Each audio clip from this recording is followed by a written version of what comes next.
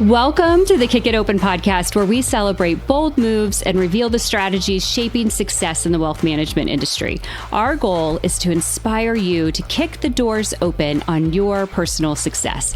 I'm your host, Shelby Nicholl. Well, today I am so excited to share the mic with Jen Goldman, the founder of My Virtual COO. Jen is a renowned consultant, a strategic advisor who helps wealth management firms streamline their operations, boost their efficiency, and prepare leaders really for their next steps. She has focused her entire career on the processes and the people that often live kind of behind the scenes and yet who drive that true growth and enterprise value. So Jen, welcome to the show. Thank you so much for having me, Shelby. I'm so excited. Good vibes. Good vibes. That's right. I'm excited for you to be here too. So I love to start with this question. Tell us about your personal journey in the industry. What led you to focus on the operations professionals and what led you to build My Virtual COO?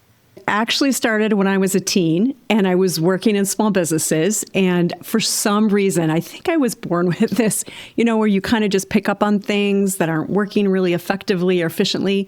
And then when I moved from Buffalo, New York, yes, I'm a Buffalo Bills fan, to Boston, I moved to become a financial planner. And so doing that, running my own, what would be called a book of business, building that up under a wirehouse, and then joining the largest family office firm in the country, I kept seeing the same thing over and over with businesses, right? So I would say about 10 years in, I had the opportunity to work at a business where the owner was terrible, absolutely terrible, and didn't know this. And you know how at the time you hate it, and then you look back and say, thank goodness that happened. That pushed me to start consulting. So at that point, I thought, you know what? There is such a better way to scale. There's a better way to run systems and give the client a great experience, but the team a great experience, me being one. And so I flipped to the dark side and became a consultant. And ever since then, kind of been out in the road and the world and doing what we do. That's fantastic. And you have really pushed yourself over time to create these solutions for what you call the seconds in command. Yes. You've been this kind of champion really for that role. Tell us about that. What qualities do those folks have? What is sort of making them, why did you choose that to be your focus and not the advisor? Yeah, it's a great question because I was that advisor, right? Front-facing biz dev, because they're the person behind the scenes, right? They're the wizard. We could use all the cliches, and they were underappreciated and they were underutilized. And I knew by doing and playing both roles that if you maximized and supported that person, they could scale the business. So we all agree. You always need the front-facing person, right, to do the business development. But what if you're doing all that great growth work of business development, you bring in the business and then you drop every ball along the way? We all know what happens. Your business is out of business before you even blink an eye. And so I wanted to support the seconds and that identity to say, it's okay being second. You're awesome. You're great. You have to keep honing your skills as you scale up because a small business is not the same as a mid or a large. And you got to do it really fast, right? So yeah, I think I just gravitated to that knowing that is the support and the foundation that every business needed. But 20 some years ago, we're going to leave this vague. The idea of a quote COO or a second was unheard of in anything but large businesses. And yet who needed it the most? The small business owner. Interesting. So, it reminds me so much. I did a podcast recently with Julia Carlson, who's a really large woman advisor at LPL. And she talked in there about the difference between growing and scaling.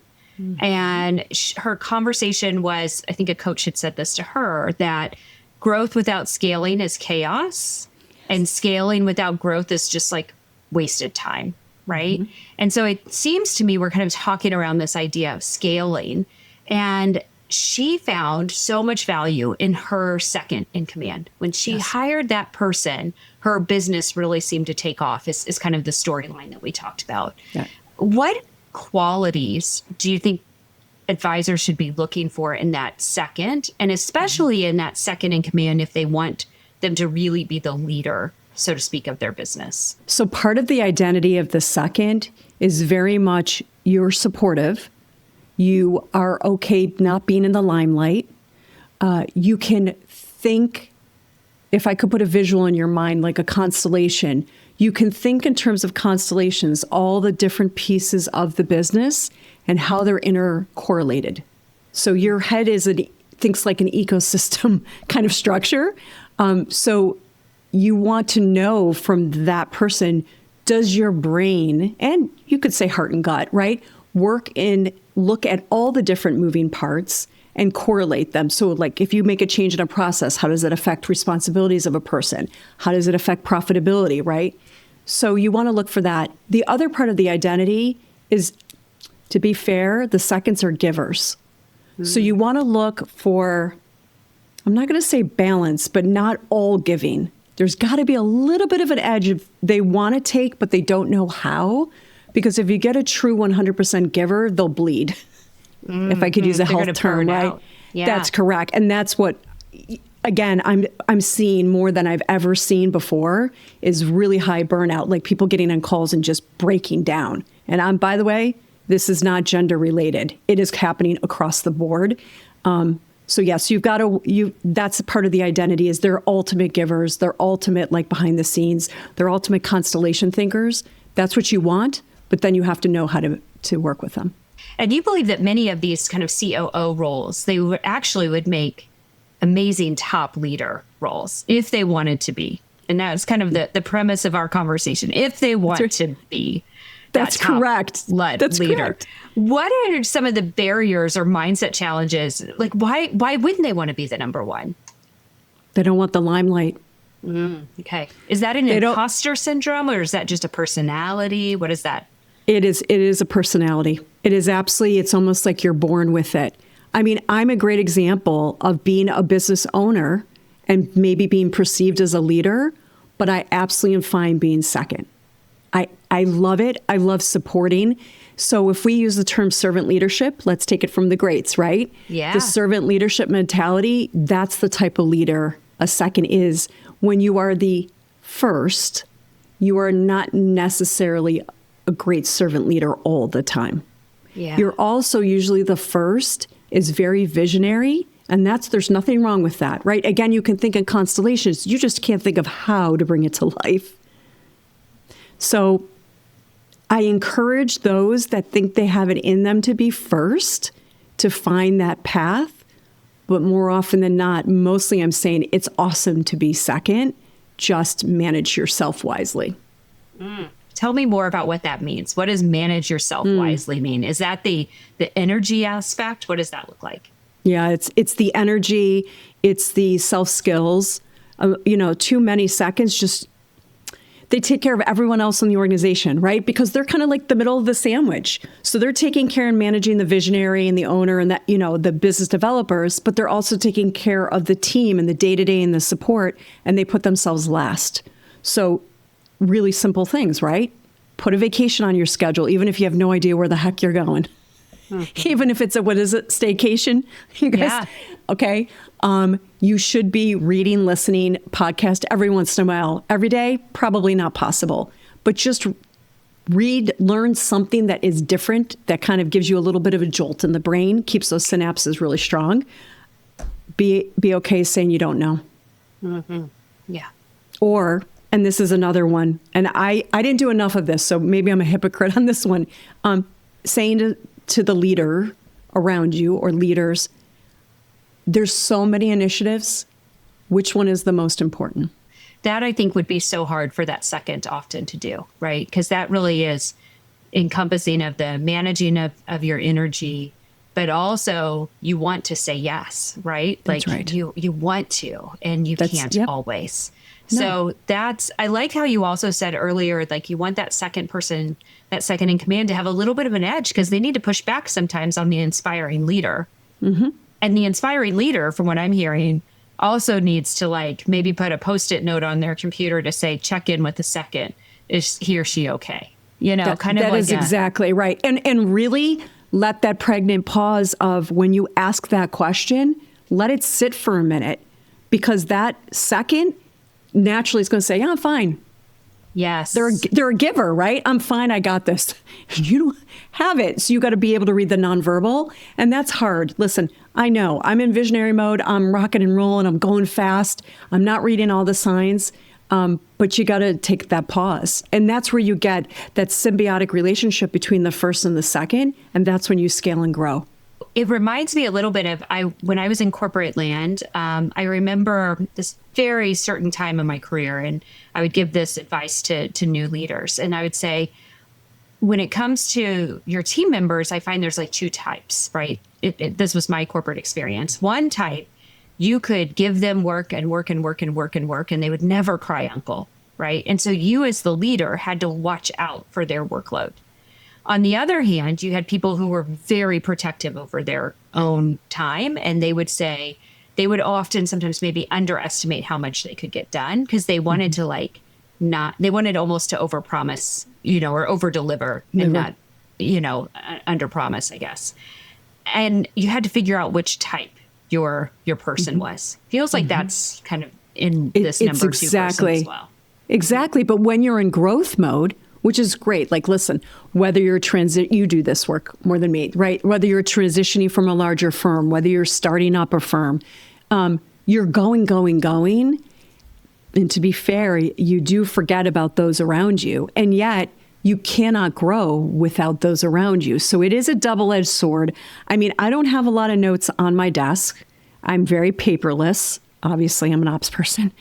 That being said, the big notes are there. And there's only one or two, and they're there yelling at me, basically, in a good way, loving way, not yelling in a bad way. Pay attention, and this is what you have to focus on. So I think that's great advice that you even just said, but you have to take a moment and figure out what type of person is that on your team, and then how do I work with them effectively? Yeah. So it also, to that degree of how do I work with them, it really comes up with coaching too. And I know you do some coaching. It's not maybe exclusively what you do, but how do you help somebody decide if they should take on the role of CEO, or to help them empower themselves to excel as the powerful kind of second in command? How do you help kind of them figure out the next step of their career? So I'm different than a trained coach in that I don't actually ask all the best questions and let them sit. We do a lot of visualization work. So the reality, we just did this the other day in our own internal team. So again, not being a hypocrite, we got to do the work that we tell others, and it works. We actually write out all the responsibilities that each role possesses and the level of authority, and then they decide. Because in essence, you know this and I know this, right, from little Mel Robbins and others, our gut is our second brain.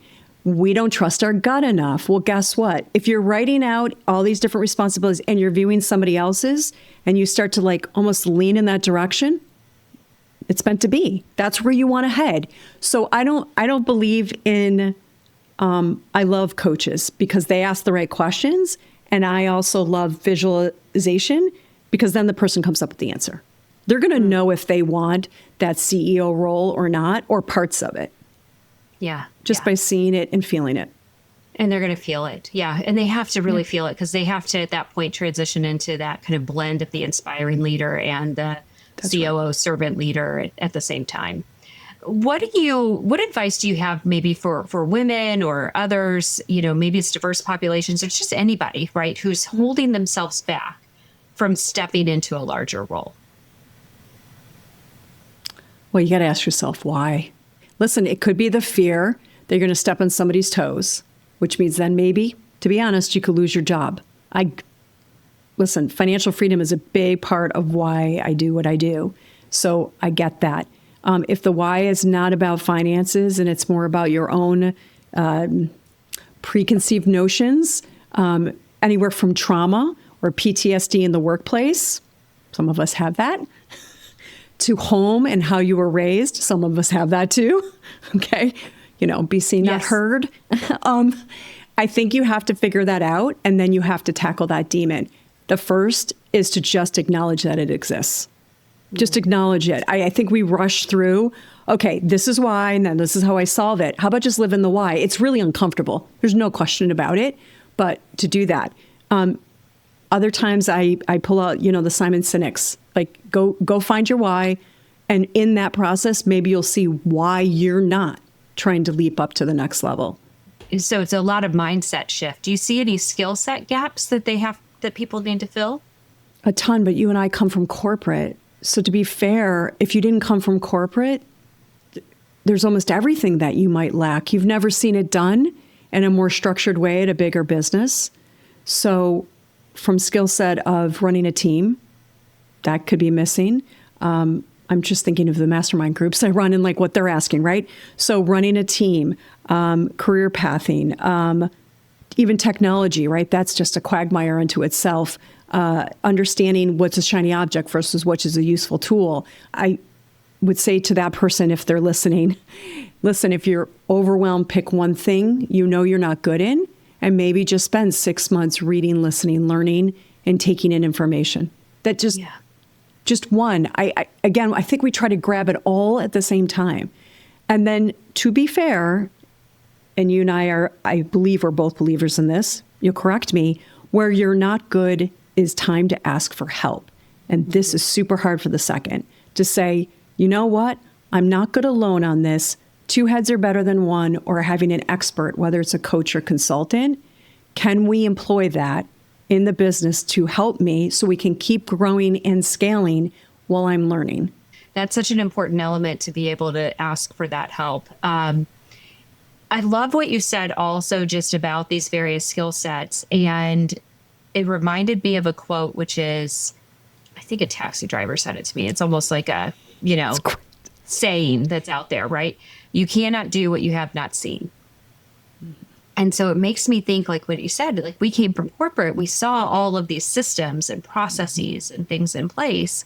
But a lot of folks who have been working in, say, an independent practice, or, they've seen it one way, or they've seen it in small scale, but not big scale. Mm-hmm. And it's interesting, that idea of stepping back and doing all that research, just finding your mentors, finding your friends. Yeah. And, it's so interesting what your taxi driver said, and somebody great, the word see. Yeah. I think a lot of the times, I don't know about you, but in corporate, I felt, but I didn't see. So an example, when I was part of a large wirehouse, I felt there were systems and processes, but I never saw the back end. I never saw the architecture. Now, if you're a second, you're building the architecture. Who teaches you how to build? It's like we have this thing called the House of Success. Okay? Foundation, the studs, right? The flasking, or whatever you call it, right? So the rain doesn't come in, the roof. Like, we have this whole visual, like, to build that up. But you've never actually been part of the build. Yes. Right? So then how do you go from, you're already a second, you maybe have this thought of being a visionary first, but you still haven't gotten the second down pat, and you're trying to scale and grow, and oh my God, all this at the same time. How do you get the skills fast? That's where I'm biased, visualizing each part of the business. So if it's the people, writing down the different people and the functions, roles, and responsibilities. If it's the tech, writing the map and drawing the lines of the data flows. If it's the client experience, like write. I cannot say that enough. Mm-hmm. And the businesses that are very successful have whiteboards everywhere, have glass walls written everywhere. They have electronic whiteboards. They are literally writing, sharing, and architecting with others because they don't have the skills to do it alone. Yes. So they can, on the whim, stop by one of those boards. I think that's a really practical idea for people, is to just put up more whiteboards, put up more glass walls, and use them. Yeah, and use templates out there. I mean, again, going to date myself but like there weren't all the templates. Yes, we had PowerPoint templates, very limited. Now, crazy town what you can get. Like, I don't even know what a functional org chart is.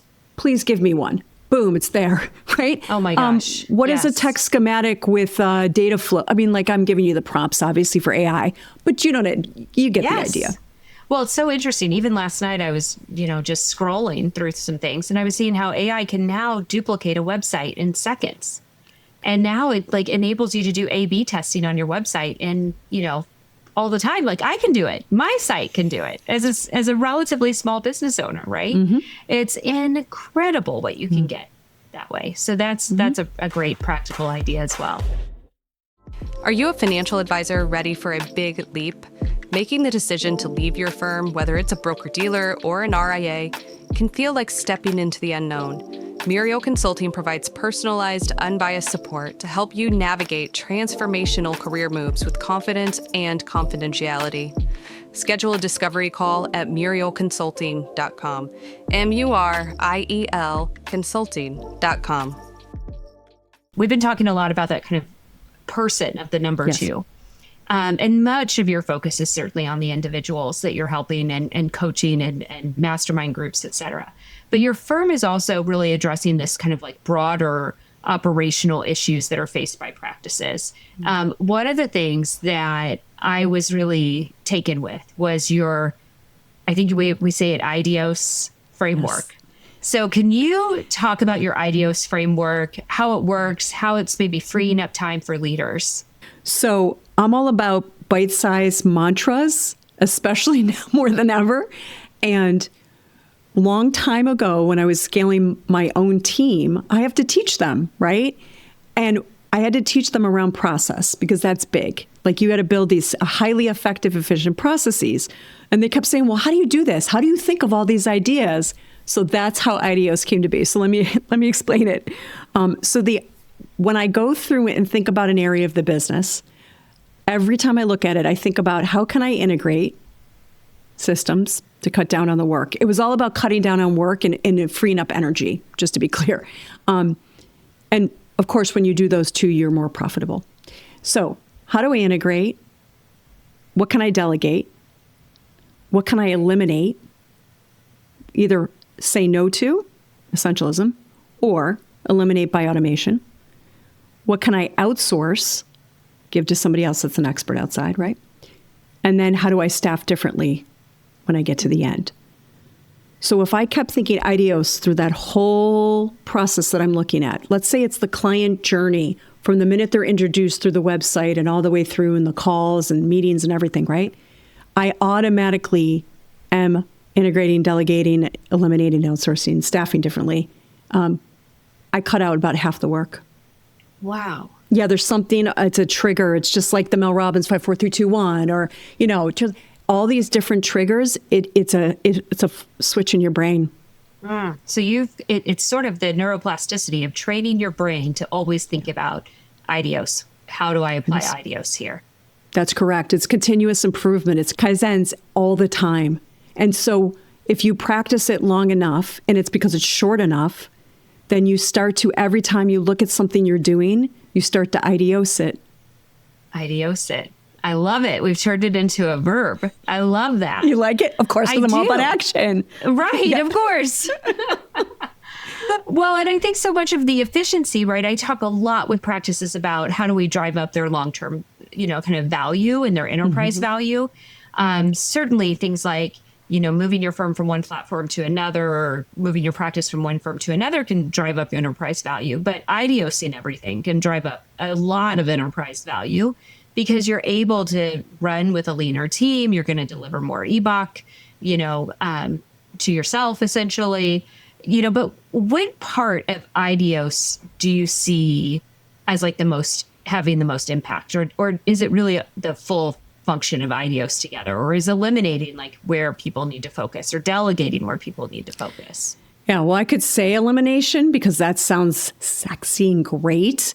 It's always the S. It's the staff. Always the S. Oh. Yeah, because think about, and you know this because you've just said all the right things. Like you get business. When you get to that part, you have freed up the time for that person to rise. To shift. Like, we were talking about the lanes and being in too many lanes and doing too many things, or sometimes that's what we want to do, right? But sometimes we want to shift lanes to having a different skill set. Well, to have a different skill set and do something different, that is for the benefit of self and the business, you need time. Yes. So I think that's the most impactful part of the IDEOS is the end result on the people. Now, here's where it can go a little haywire. We forget about the S. So we get excited about shiny objects and all this tech, and that's fine, and I get it. We're living this world. But at the end, you've got to address the people. What will you do with that extra hour a day that you just got back? Will you learn something new that's for the benefit of self and business? Will you breathe because you've been working too many hours as it is and you're burning out and your brain isn't even working anymore? What is that? That's where the impact is. And by the way, we know this, right? From Eva Corp. If you're happy and your team is happy, then everyone's happy and the clients come.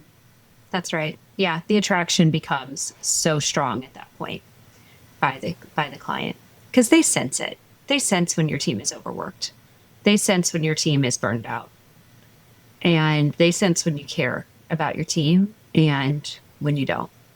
And you will have a struggling practice if you don't actually care about your team and do that question of, is my number two okay?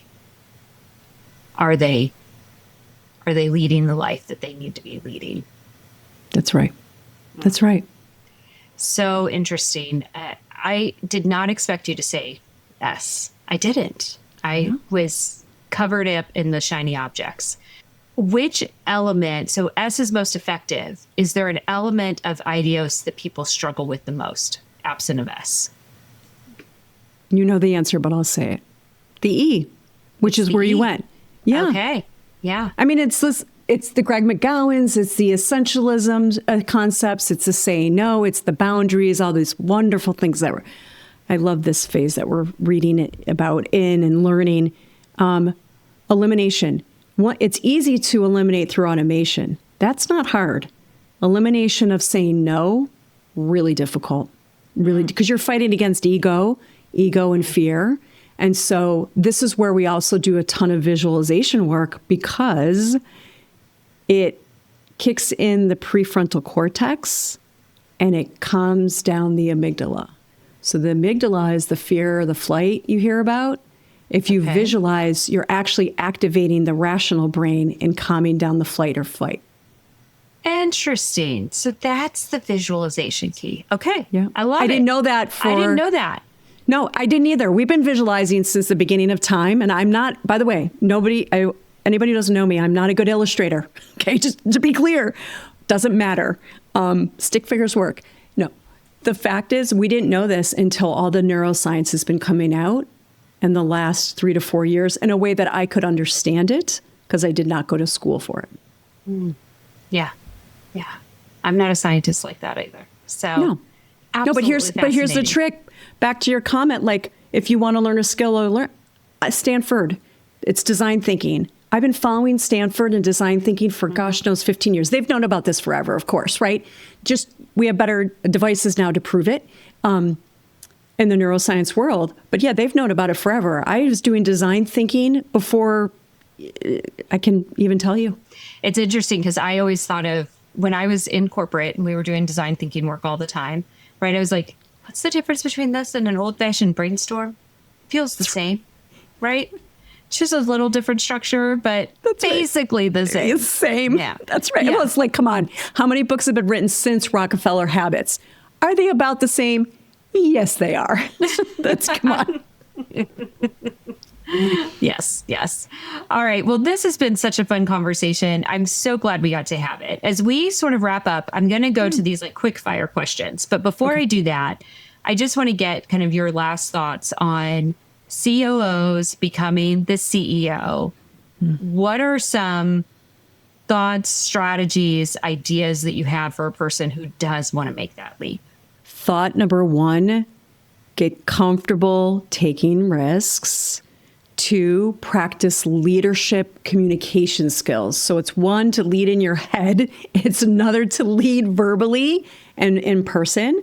So do that. I think also make it known if you're in a comfortable, trusting environment that you have a goal of that. And that, by the way, will never push you out the door. That could be embraced and harnessed and skilled up, as I would say, the business investing, because those are all like kind of the soft things. Show that you have a strategic mind So it's one thing to verbally talk. I'm going to go back to it again. Presentation decks show that you're thinking strategy, show that you're thinking about the whole business and not one part of the business every time you have that opportunity. Fantastic advice. All right, well, let's transition into our quick hit questions. I always love to end with these because I was obsessed with the Vogue. I think it was like 73 questions and they would follow people around. So, I'm following you around with my little camera right now. Okay. All right, so Jen, what is the best piece of business advice that you've ever received? It's kind of a big question, I know. Yeah, I had two. You said one, but I'm going to go two.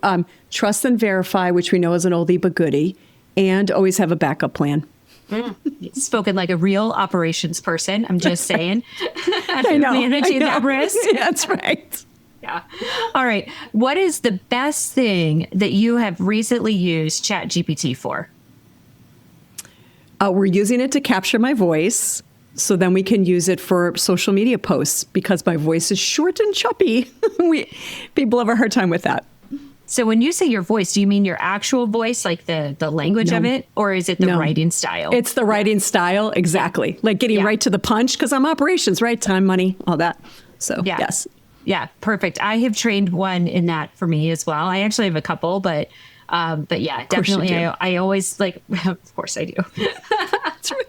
I run it through one that's like a strategist writer, and then I run it through my voice writer to I get both. I know. So great. Overkill. I'm always learning something new. Them. Yeah, I exactly. need to combine them. Yeah. Have them meet each other. Have them date. I know. I know. Right? I need to ask Chad if they can. Exactly. All right. What is one thing that you wish more people understood about operations work? Oh, ROI and ROE.